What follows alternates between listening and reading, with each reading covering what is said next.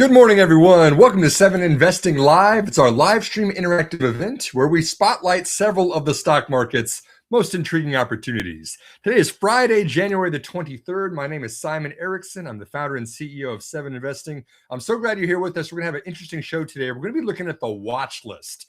7 Investing, of course, is a stock recommendation service. We go out and we make official recommendations every month. We put 5 best buys together every month.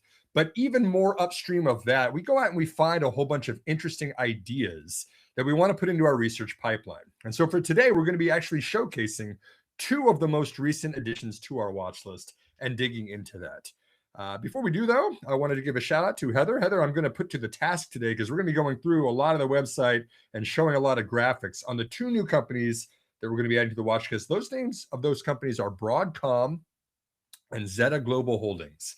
I'm excited to dig into all of them. But first and foremost, let me do a real quick screen share just to show what I'm talking about. If you do sign up for 7 Investing, we've got a 7-day free trial that's ready for you to look at all of the content we have on our entire site.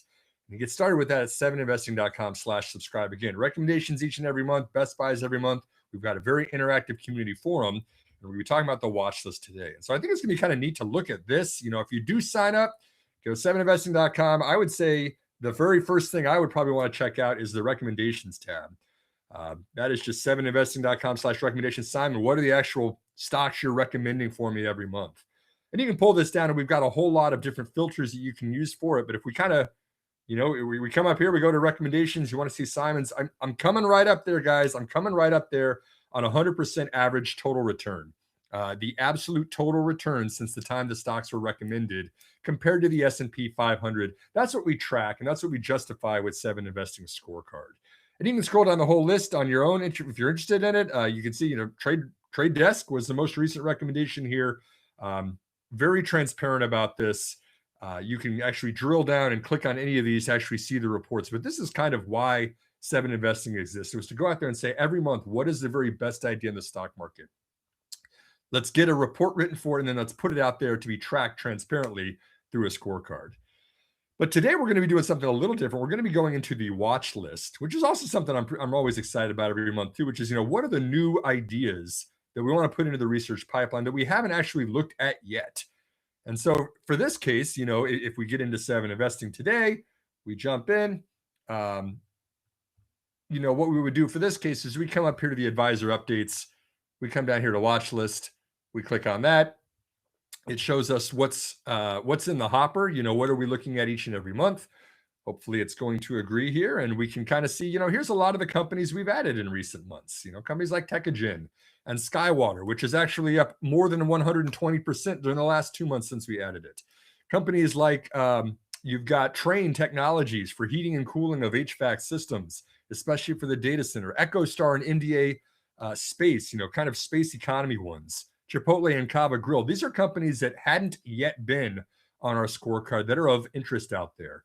And the ones we're going to talk about today, this is the ones we just published yesterday, January 2026, is Broadcom and Zeta Global.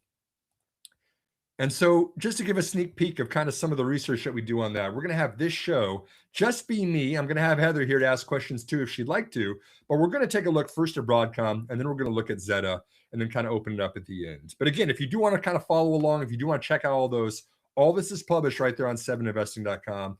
If you take us up on the free trial, there's a premium content at the top right. You click on that, you jump right into all of the premium content, including the watch list. And there's the link right there, 7investing.com/subscribe. And again, 7 days, zero risk. Money, you know, you don't have to pay a single penny for the first week of full access to the site. So let's first talk about Broadcom. Broadcom, the ticker on this one is AVGO. It is one of the world's most diversified chip designers. This is a company that makes application-specific integrated circuits. These are custom chips that are the workhorses for a variety of different applications. They're making chips for Apple that are going into cell phones. They're going into anything that's a mobile device. They're going into servers that are powering the AI data centers right now. Broadcom does a bunch of different things. They have 10,000 customers, and they're doing $60 billion in annual revenue. And you say to yourself, how is a company that's designing chips, how do you even get to be that large?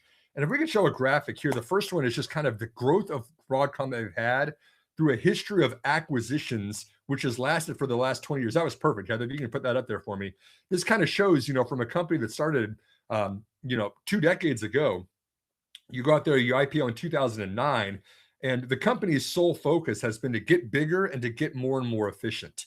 Its CEO, Hock Tan, is just a master deal maker in this, where he'll go out there, he'll buy other companies, he'll bring in their capabilities, and then he's going to reduce the operating expenses and the unnecessary overhead. And you see that he's done that time and time again with LSI, with Broadcom, with Brocade, with CA, with Symantec, with VMware. The company that now is Broadcom has just kind of consolidated a whole lot of capabilities. And before you know it, they're doing $64 billion in revenue each and every year. And you can see this is also kind of two different groups. Thank you very much for this, Heather. There's another one that also shows the income statement of kind of where that money is coming from. You got $64 billion a year. Again, apologies, this is a quarter removed. I liked this graphic. I found it out there from App Economy Insights. I have no affiliation with them, but I thought this was kind of neat. But you can kind of see there's Semiconductor Solutions, which is designing chips, for other companies, because they got a boatload of IP and a boatload of know-how on designing these chips.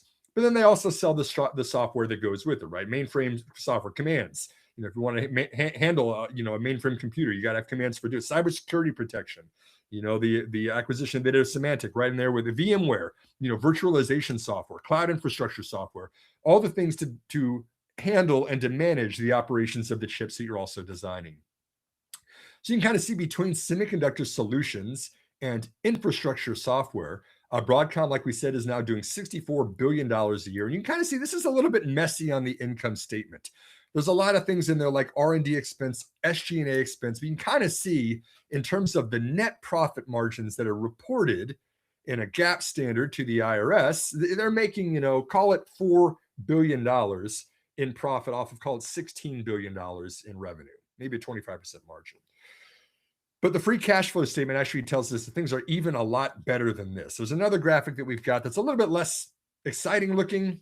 Sorry, this is a chart rather than a flow of the money stream, but it's equally important if you really love to get into the nitty gritty of things like I do, where you can kind of see over the last 12 months at the very, very top there. In fact, even before the top there, Broadcom has generated $64 billion in revenue. That's what they did in fiscal 2025 in top line.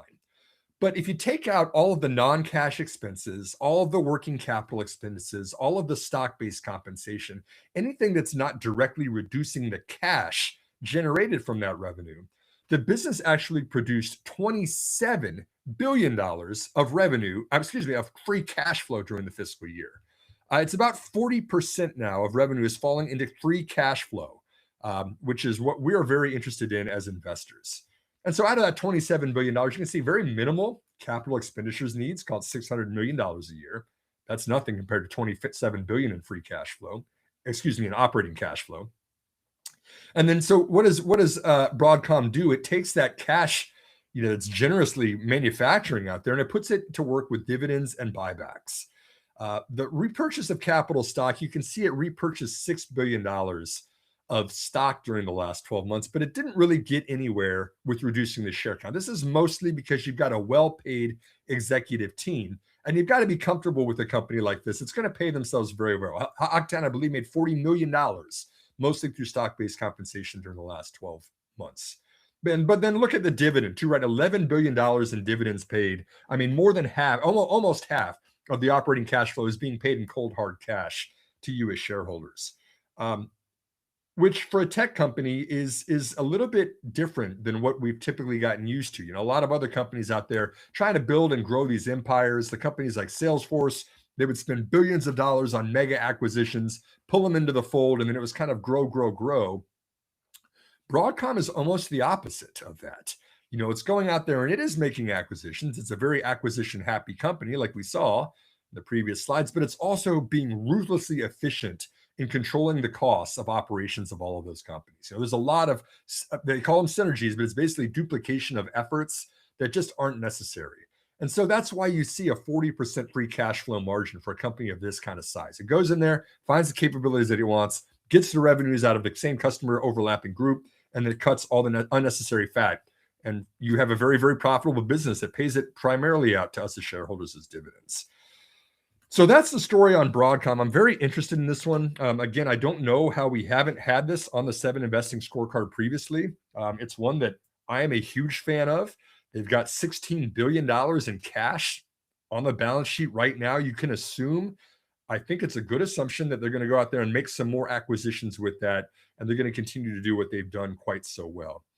But if we look back at the last decade, one more chart on Broadcom is the stock performance over the last 10 years. This has been a fantastic company to hold in your investment portfolio, up 3,270% total return, including dividends over the past decade, compared to a 320% total return for the broader market. So you're getting 10x the returns of the broader S&P if you had just held onto Broadcom going forward.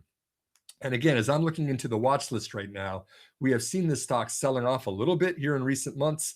It's certainly got a bump and a boost from the demand for AI chips, for those necessary high computing chips that are going to the servers for AI data centers. That's a huge driver. But if you can kind of see at the very top there, we're seeing a little bit of a pullback here from Broadcom. Margins slipped a little bit in the most recent quarter, but I still think that this trend is very, very much intact. And I think that this is a very, very clever management team that is very shareholder friendly as well. So that's the first one. That's Broadcom, AVGO, if you are following along with this one back at home. Heather, I'll open up to you if you have any questions, or if anybody has any questions about this company. It's not maybe the sexiest industry in the world, when you're talking about custom chips and they're going into data centers. I mean, maybe your eyes are glazing over or you're falling asleep in your pillow when you hear about this stuff. But if you're an investor and you get 3,000% return over 10 years, that might be a little bit more exciting too. Full disclosure, I think I might own Broadcom. I need to double check. It was definitely on my short list a couple years ago. Why do you think it is such an is it just that they're not doing something that's super in the public eye? It's not something people know, so it's not something people invest in very often. I mean, it's a stock that's had a great run and one that I've heard of relatively frequently in the investing world. But yeah, why is it not one that hasn't made it onto your watch list, do you think? Or onto your scorecard, not your watch list? That's a good question. I think that this is a mea culpa on me that it isn't on the scorecard. It should have been a long time ago. I have owned shares for a long time too. And I'm just coming back around and saying, I tell myself every quarter it's too expensive. Oh, I want it to be a little cheaper. And I think that right now, I mean, you're getting a pullback. Probably a good idea to at least put a small position to work for this one, because it just has shown that it's getting it done quarter after quarter, year after year. It's got just that, credibility that's built up. And the strategy is still the same, right? Go out there and design chips for the most demanding of applications. I also want to point out this is a $1.5 trillion company. It's right up there at the top of the S&P 500.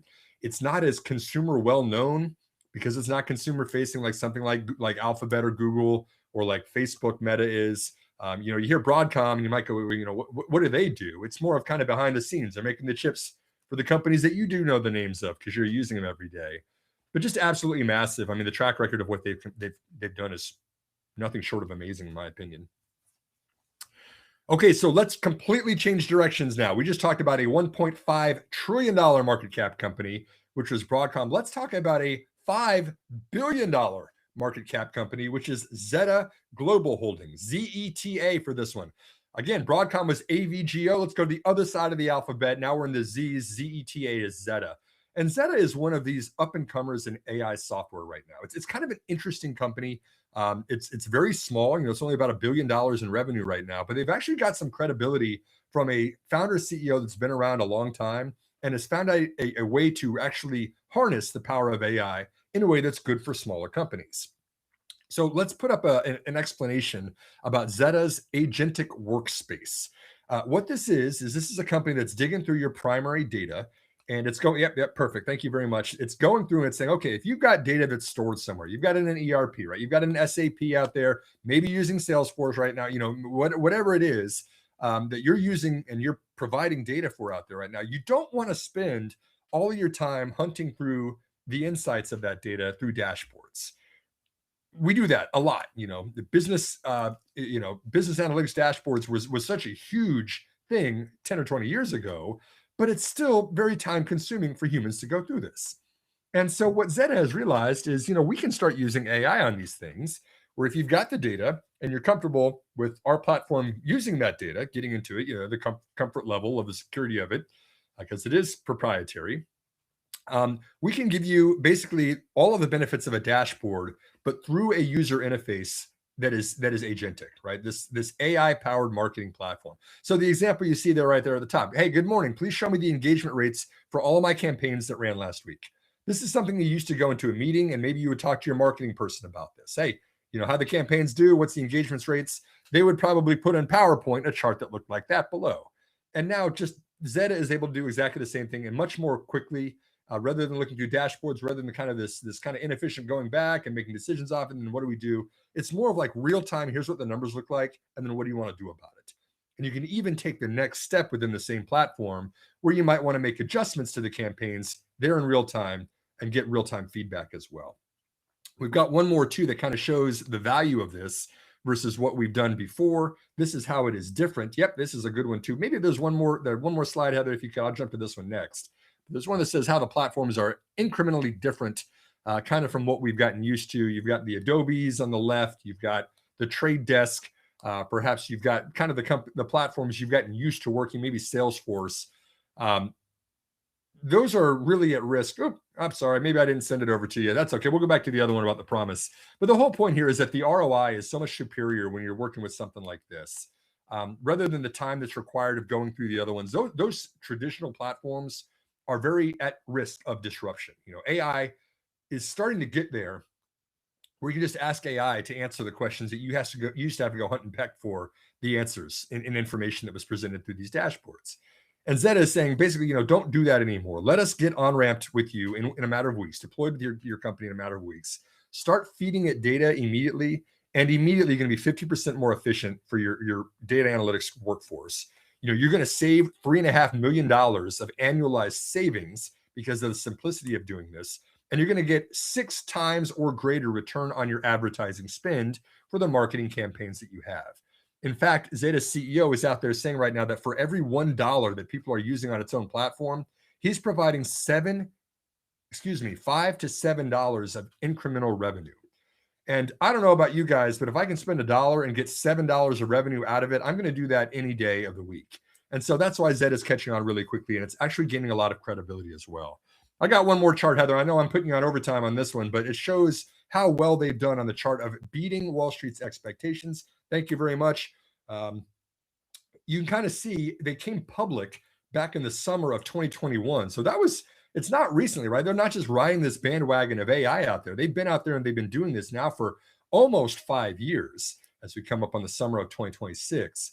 But look at this. When you look at what Wall Street is expecting from them, publicly traded company, you've got expectations, consensus expectations from Wall Street for revenue. Every single quarter of the last 17 quarters since they went public, they have exceeded consensus expectations. Now, of course, that can always change. We see companies that every now and then will miss on a quarter here or there. But if you are an investor, this is exactly what you want to see. The predictability of a business, the credibility of a management team that if they're going to do something, if they're going to say they're going to do something, they are going to get it done. And they're going to exceed what the expectations that they're saying out there is. I mean, we're kind of in the era right now of the you almost have to be critical. You have to have raised an eyebrow when people are saying, "Oh yeah, we're going to jump on things like crypto," or we're going to get into things like AI, or we're going to get into things that are the headline of the month because they want to raise a lot of money and then they disappear a couple of months later. It's almost that's happening out there. But when you see a track record of credibility like this, I think this is worth taking another look for Zeta. You can kind of see the institutional buyers are getting more comfortable with this company. When you keep exceeding their own expectations, you're going to start seeing some funds or some asset managers putting some money to work into a small company like this, even though it's only $5 billion market cap today. So again, still in the early journey again of this. This is Zeta Global. ZETA is a ticker on that one. We just added it to the watch list here last week. I'm still pretty new to the company. I'm not professing to be the world's foremost expert on this just yet. I probably never will be, but certainly not right now. And it is very interesting what they're doing, the momentum they're building, and the support they're getting from a lot of investors out there. So again, there's kind of the two angles of it. Heather, I'll bring you back in if you have a question about Zeta before I kind of close this out here. That looks so cool. I want to play with that so badly. So Are there other I have only tangentially worked. I've worked with video marketing campaigns. I haven't really worked with Braze or any of the like I've worked with people who have worked with them. Um, is it trying to replace kind of those entire teams, or is it making those teams more efficient? The entire marketing optimization teams and companies, if that makes sense. Um, does that question make sense? It does. And I'm not sure this is going to be a sufficient answer yet. I'll put the disclaimer up here that from what I've seen so far, you still want to have a platform that is doing the action you want it to do. For example, the trade desk, you want to actually place an advertisement into a website for your buyer. Trade desk still has a platform that's going to do that. And the trade desk has, its own dashboard to show you how things are going, whatever, but you've got to be within its ecosystem, right? Same thing with Salesforce. Salesforce might be running a marketing campaign for you. You want to see how email conversions are doing, whatever it might be. You're doing that within the Salesforce ecosystem. This would be kind of a layer on top of that, almost like what Palantir is doing for operational stuff, where it says, let us dig into all these, get our hooks into all these different platforms you're using. So rather than looking at it like this and then looking at it like this, you've now got a prompt that any first party primary data can feed into and gives you the answers you're looking for, and then can kind of coordinate with those through API integrations, the changes you might want to make in real time. So I think as far as I understand it right now, it's not replacement for everything you've always been using. It's more of a tool that would make you more efficient in using them. Okay, that's a very good answer for a poorly worded question. It was a perfect question. It was a tough question too, because I think that a lot of this space is even figuring that kind of stuff out. It seems like a very wonderful product that could be really useful, because this seems like what marketing teams spend all their time trying to figure out. Yeah, and we've done a fair share of that over the last decade or so, right? The holy grail is to make marketing as efficient and as effective as you possibly can. So it's an interesting company. Still early in the process for this one. We're going to add that to the watch list. We did here just in January as well. So again, Broadcom, AVGO is the ticker for that one. Zeta, ZETA is the ticker for that. Those are the two on our watch list. Again, get started with 7investing. Highly encourage you to check out everything that we've got. Watch list is one of many features that our platform has offered. And just like Zeta, we are not spring chickens here. This is not our first rodeo. We've been out there too. 7investing launched in March of 2020. We are still going strong here 6 years later, and we've seen a lot of different companies. We've researched more than 200. We've got more than 100 active recommendations out there. And from those, we distill it down to what is the best new idea for the scorecard and what are the 5 best buys each and every month.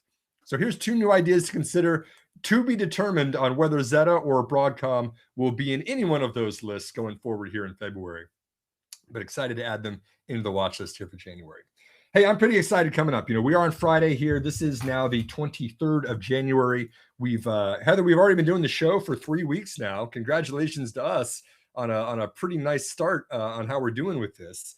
But we're excited to bring in a sponsor next week. Our guest is going to be Emmett Savage from MyWallStreet and ProphetAI. Not only is he going to be a guest on the show that's going to be talking about some really exciting tech trends, but we're also going to talk about some of the neat things that he's doing and how he is using AI in his stock picking and investing process as well. So it's going to be really neat to have Emmett on the show. I've known him the entire time that 7investing has been in business. I'm very much looking forward to having him as our guest through the Monday, Wednesday, and Friday shows of next week. And we're going to talk about some investment opportunities on each one of those shows. So stay tuned again. Again, today was January 23rd. I really appreciate you tuning into this episode. My goodness, be safe out there. Be kind to one another. We'll see you again on Monday.